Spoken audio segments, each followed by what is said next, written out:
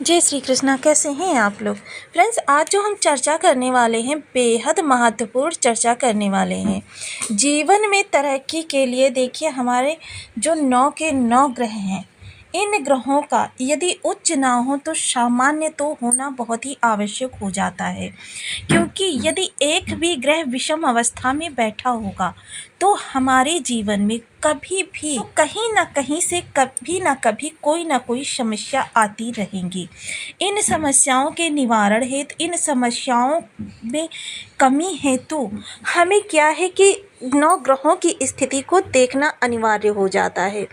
अब जैसा कि हम सभी लोग जानते हैं, प्रत्येक ग्रह किसी ना किसी भाव से संबंधित होता है। राहु केतु, हालांकि ये कोई खगोलीय पिंड नहीं है, किंतु फिर भी यह पूरी कुंडली को अस्त व्यस्त करने में बहुत महत्वपूर्ण भूमिका निभाते हैं। शनि जो कि दंडाधिकारी हैं, कर्माधिकारी हैं, आपके कर्मों के अनुसार आपको दंड देने का कार्य करते हैं।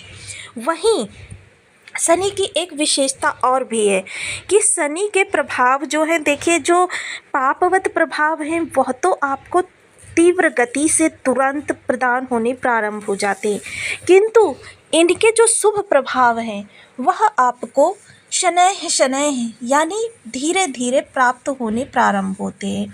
और कभी कभी यह प्रभाव इतनी देर से प्राप्त होते हैं कि व्यक्ति को बिल्कुल निराशा हो जाती है कि उसके जीवन में अब उसका कभी भी कल्याण नहीं होने वाला। शनि राहु नवंबर दिसंबर बनेगा महाधनी योग। 11 नवंबर 2024 सफलता छप्पर फाड़कर सूर्य जैसी चमकेगी। तो देखिए, जिस भी राशि में शनि देव बैठे होते हैं, हालांकि वर्तमान समय में ये अपनी स्वयं की कुंभ राशि में बैठे हैं, आगामी 15 नवंबर को ये मार्गी होने जा रहे हैं, क्योंकि ये अभी वक्री अवस्था में गोचर कर रहे थे। तो इनका प्रत्येक ग्रह के साथ संबंध देखना भी अनिवार्य हो जाता है। इनका जो संबंध इस समय पर देखिए, कभी षडाष्टक योग का निर्माण होता है, कभी तृतीय एकादश संबंध का निर्माण होता है। ये सभी संबंध भी ग्रहों को व्यथित करने में या फिर उन्हें सुयोग्य करने में बहुत महत्वपूर्ण भूमिका निभाते हैं। सुमंगल करने में हर ग्रह की एक विशेष भूमिका होती है। शनि देव को हालांकि आपके कर्म और लाभ का कारक माना जाता है। अब जिस भी राशि में आपके ये इनकी राशियां पड़ती हों, लेकिन कर्म और लाभ, दशम और एकादश का कारकत्व तो सदैव ही इनके पास होता है। किसी भी राशि का जातक हो, किसी भी लग्न का हो, दशम और एकादश भाव पर पूर्ण आधिपत्य जो होता है वो शनिदेव का होता है। और ये दोनों भाव जो होते हैं बेहद महत्वपूर्ण होते हैं, क्योंकि यदि कर्म नहीं होगा तो धन नहीं होगा, धन नहीं होगा तो जीवन की जो गाड़ी है वह पटरी पर कैसे दौड़ेगी। जीवन का जो ये चक्र है इसे चलाना बहुत ही दुर्गम हो जाएगा, दुष्कर हो जाएगा।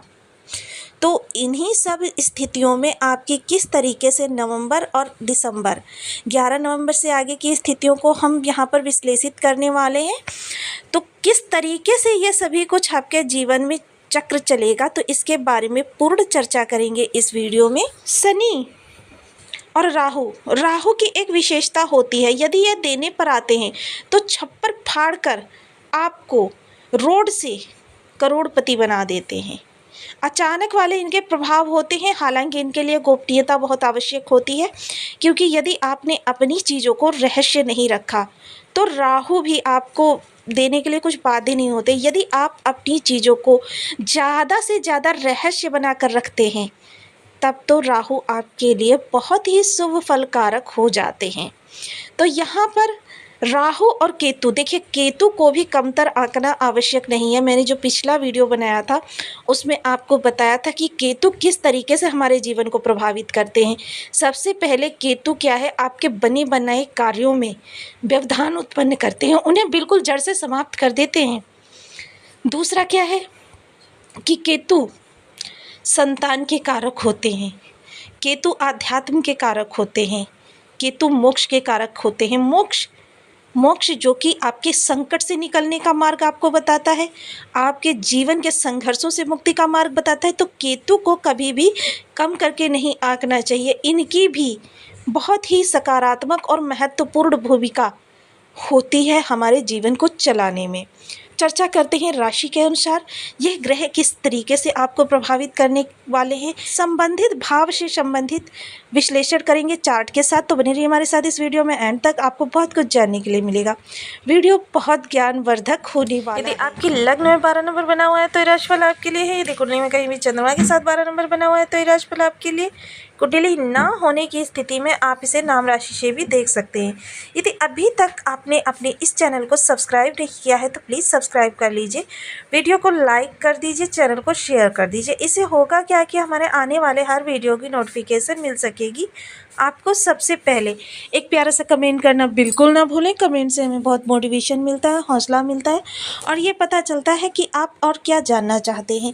तो देखिए, वर्तमान समय में शनिदेव जो गोचर कर रहे हैं वह आपकी द्वादश भाव से कर रहे हैं। द्वादश भाव यहाँ तक ये आपके मई 2025 तक रहने वाले हैं।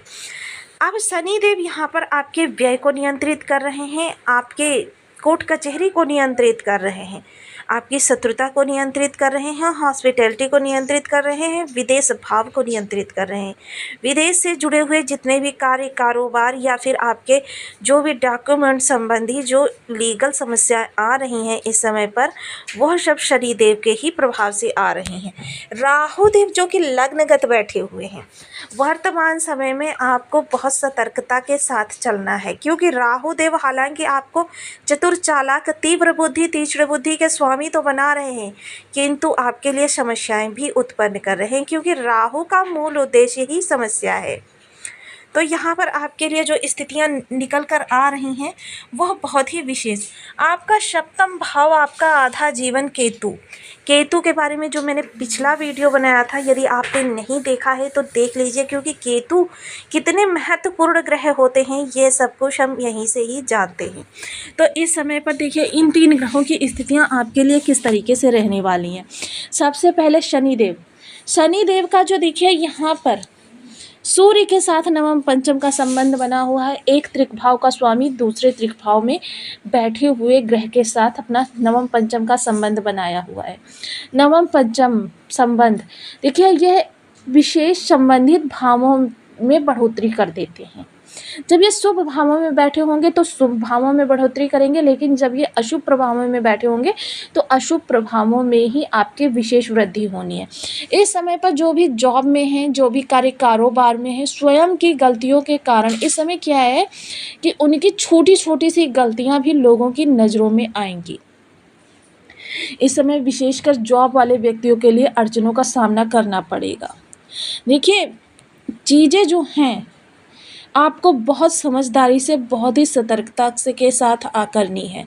जो भी कार्य आप कर रहे हैं इस समय पर आपके लिए देखिए है तो सुगम, किंतु क्या है जो नित्य आप कार्य करते हैं उन्हीं कार्यों में आपके कमियां निकलेंगी, क्योंकि लापरवाही इस समय पर आपके लिए बहुत ही बड़ी समस्या का कारण बन सकती है। बुधदेव भाग्य भाव में बैठे हुए हैं जो कि वृश्चिक राशि में बैठे हुए हैं, ये भी आपके नीच है। मंगल देव भी आपके नीच राशि के हैं जो कि ज्ञान भाव में बैठे हुए हैं। तो इस समय आपके ज्ञान में जगह जगह पर आपको देखने में आएगा कि ज्ञान इस समय पर आपका साथ छोड़ देता है। जो चीज़ें नित्य करते थे उन्हीं चीज़ों में कमी निकलना, ये इस बात का द्योतक है कि आपके ग्रह इस समय पर आपको दुष्प्रभाव देने की स्थिति में, क्योंकि ये 4 ग्रह ऐसे हो गए जो कि आपको देखिए शनि सूर्य आपके लिए समस्या उत्पन्न कर रहे हैं, बुध मंगल समस्या उत्पन्न कर रहे हैं, क्योंकि ये देखिए त्रिकोण और ये यहाँ पर नीच ग्रहों का त्रिकोण संबंध बन गया। और किसके साथ? अरिष्ट कारक ग्रह के साथ, यानी कि राहु के साथ। तो ये आपके लिए समय जो होगा ये 2 माह का समय, क्योंकि मंगल देव उसके बाद में आ जाएंगे आपके षष्ठ भाव में, जस्ट सामने होंगे राहु, जस्ट सामने होंगे शनि। तो आपके लिए ये जो समस्याएं आने वाली हैं, माता से अलगाव की स्थिति उत्पन्न हो सकती है। इस समय समस्याओं में इस समय पर वृद्धि होती हुई दिखाई देगी। संचित धन आपका इस समय पर समाप्त होता हुआ दिखाई देगा। तो इस समय पर आपको विशेष ध्यान की ज़रूरत है कि चीज़ों को बहुत समझदारी के साथ नियंत्रित करें, और हर जगह पर वाद विवाद से तो बिल्कुल ही आपको बचना है। किसी के साथ व्यर्थ में नहीं उलझना है, क्योंकि इस दौरान यदि आप किसी के साथ व्यर्थ में उलझे तो क्या है, वह बात, छोटी सी बात बढ़कर कोर्ट कचहरी तक पहुंच सकती है। तो इस समय हर विवाद को अवॉइड करने की कोशिश करें, किसी के साथ अनावश्यक उलझना आपके लिए हानिकारक हो सकता है। बहुत ही विषम गोचर काल ये चल रहा है आपका, जो आपकी स्थितियों को अनियंत्रित कर सकता है। इस समय दाम्पत्य जीवन के प्रति उदासीन होना बिल्कुल भी आपके लिए सही नहीं है। दाम्पत्य जीवन से संबंधित यानी आपके व्यापार से संबंधित जो भी निर्णय लें, बहुत सोच समझ कर लें। जीवन साथी के इस समय पर बिल्कुल भी उपेक्षा ना करें। जीवन साथी के साथ इस समय पर हो सके तो थोड़ा संतुलित और संयमित व्यवहार ही करें, यह आपके लिए हितकर रहेगा। देखिए, यह जो समय है ये बहुत समझदारी से नियंत्रित करना, क्योंकि जो ग्रह की नीचता है, अरिष्ट कारक ग्रह क्योंकि इस समय त्रिक भावों को बलि कर रहा है। हालांकि निवारण तो होगा समस्याओं का, लेकिन उससे पहले आपके सामने समस्या आ जाएंगी। समस्या आपको बहुत व्यतीत करेंगी, परेशान करेंगी, क्योंकि शनि द्वादश भाव में हो और शनि राहु की जो समस्या होती है, राहु क्या है इस समय आपको चिंतित कर रहे हैं, और केतु सप्तम दृष्टि से, सब केतु का संबंध जब भी लग्न से हो जाए आपकी रातों की नींद बेहाल हो जाती है, यानी आप रात रात भर सो नहीं पाते हैं। तो ये सारी स्थितियाँ इस समय पर आपकी बन रही थी, तो इन सभी स्थितियों को आपको बहुत समझदारी से, संयमित होकर, धैर्य के साथ, विवेक के साथ संभालना होगा। और जो उपाय हम बताते हैं वो उपाय आप करते रहें। किसी भी ग्रह को यदि हमें विशेष शुभ प्रभाव चाहिए होते हैं, कितना भी ग्रह हमारे कुंडली में अरिष्ट कारक बैठा हो, कितना भी हमें अशुभ प्रभाव प्रदान कर रहा हो, यदि हम उसके उपायों को करना प्रारंभ कर देते हैं तो उसके प्रभावों में या तो कमी आ जाती है या पूर्णतः उसके अशुभ प्रभाव शांत हो जाते हैं।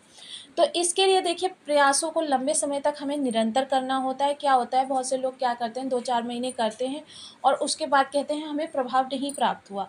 देखिए, ये आप भाग्य के साथ खिलवाड़ कर रहे हैं। जो बर्थ के समय आपके ऑरा में, आभा मंडल में किरणें विकीर्ण हो चुकी हैं, उन किरणों को हम चेंज करते हैं। उपाय जो होते हैं वह पूरे साइंटिफिक आधार पर किए जाते हैं, जिसको साइंस ने भी मान्यता प्रदान की है। एक तो बीज मंत्र का जाप होता है, दूसरे संबंधित चीज़ों से संबंधित, भाव से संबंधित हम उपाय करते हैं।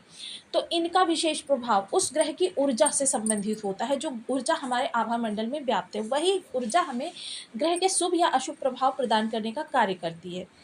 तो यहाँ पर अब शनि के जो हम, शनि के लिए ओम सन शनिश्चराय नमः, राहु के लिए ओम राम राहवे नमः, इन बीजों मंत्रों का आप 1 माला, 2 माला, 5 माला, 7 माला, 11 माला का जब निरंतर करना प्रारंभ करें। अपनी सुविधानुसार आप मंत्रों की संख्या को नियत कर सकते हैं। शनि के लिए तिल के तेल का 1 दीपक शनि मंदिर में, पीपल वृक्ष पर या घर के मुख्य द्वार की चौखट पर जलाएं। कौओं को प्रातः 1 मीठी रोटी छोटे छोटे टुकड़ों में करके अवश्य खिलाएं। इससे भी आपके शनि मंगल दोनों ही शुभवत हो जाएंगे। सफाई कर्मी को या मजदूर वर्ग को कुछ ना कुछ शनिवार के दिन खाने के लिए देते रहें, इससे भी आपके शनि आपके लिए शुभ होंगे। राहु के लिए अंधजनों को भोजन कराएं, अपंग व्यक्तियों को भोजन कराएं, ये भी आपके लिए शुभ कारक रहेगा। मछलियों को भोजन कराएं। नारियल शनि मंदिर में प्रत्येक शनिवार को चढ़ाएं। नारियल जो सूखा होता है, पूजा वाला होता है, इसे शनि मंदिर में शनिदेव को वार को प्रदोष काल के समय चढ़ाएं। भैरवनाथ का जो लोग भी पूजन विधिवत कर पाते हैं वो लोग भैरवनाथ का पूजन कर सकते हैं। कुत्ते को तेल लगी चुपड़ी रोटी खिला सकते हैं प्रत्येक शनिवार को। ऐसा करने से भी आपके राहु जनित अरिष्ट में शमन होगा। तो आपको वीडियो कैसी लगी मुझे कमेंट बॉक्स में ज़रूर बताएं। चैनल पर न्यू है तो प्लीज़ वीडियो को लाइक, शेयर, चैनल को सब्सक्राइब करना बिल्कुल ना भूलें। मिलती हूँ नेक्स्ट वीडियो में, तब तक के लिए नमस्कार। अपना ध्यान रखें, स्वस्थ रहें, मस्त रहें।